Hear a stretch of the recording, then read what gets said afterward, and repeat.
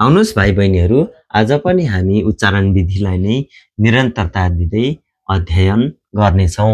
बबाट पमा परिवर्तन हुने अवस्था कुनै पनि शब्दमा अक्षरको तल ग, द, ब, ज, स, स, क आई ब तुरुन्तै ब आएमा पछाडिको उच्चारण चाहिँ पमा परिवर्तन हुन्छ। जस्तै हामी यहाँ उदाहरणमा हेर्न सक्छौँ, सिपुन सिपुन भनेको 10 मिनेट 10 मिनेट।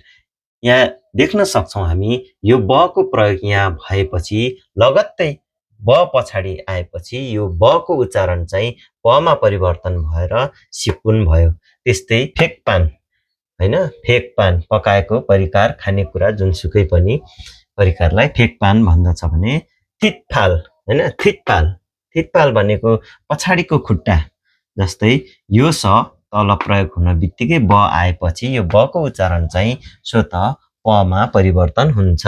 यसरी हामी बुझ्नेछौँ।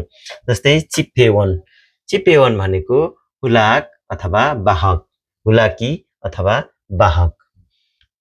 यहाँ पनि हामी देख्छौँ चिप्पेवन यो ब चाहिँ यहाँ प्रयोग भएपछि लगत्तै ब आएपछि यो बको उच्चारण चाहिँ पमा परिवर्तन भएर चिप्पेवन भयो।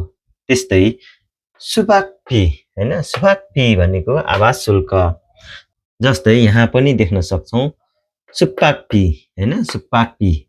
अब यो ग यहाँ प्रयोग भएर लगत्तै त्यसको साथमा ब आएपछि हामी यसको बको उच्चारण चाहिँ पमा परिवर्तन हुन्छ। ब आएमा पछाडिको उच्चारण पमा परिवर्तन हुन्छ। यहाँ देखाइएको छ। जस्तै छोतपुल हैन, छोतपुल यो स, यो माथिको स यहाँ आएर प्रयोग भयो।